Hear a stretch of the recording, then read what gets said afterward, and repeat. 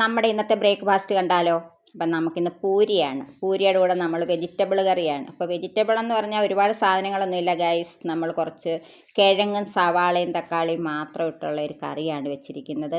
അപ്പം നമുക്ക് ആദ്യം പൂരിയൊക്കെ ചുട്ടെടുക്കാം. അപ്പോൾ അങ്ങനെ പൂരിയൊക്കെ ചുട്ടുകൊണ്ടിരിക്കുകയാണ്. അത് പിന്നെ ഞാൻ പച്ചക്കറി കൂടി എല്ലാം അരിഞ്ഞു വെച്ചിട്ടുണ്ട്.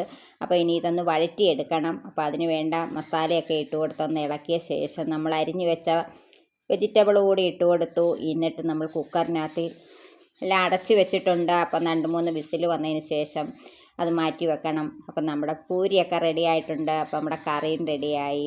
അപ്പോൾ ഇനി നമുക്കിത് പാത്രത്തിലേക്ക് സർവ് ചെയ്ത് കഴിക്കാം.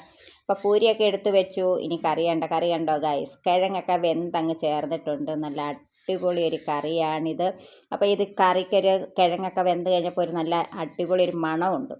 സൂപ്പറാണ്. അപ്പോൾ കഴിച്ച് നോക്കണം. നിങ്ങളിതുപോലൊക്കെയുള്ള കറി വെക്കണം. ഒരുപാട് പച്ചക്കറികളൊന്നും വേണ്ട.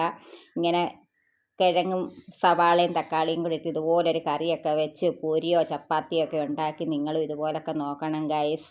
അടിപൊളി ടേസ്റ്റിലെ കറിയാണ്. അപ്പോൾ ഇന്നത്തേക്ക് ഇത്രയേ ഉള്ളൂ. Okay, bye bye, Tata.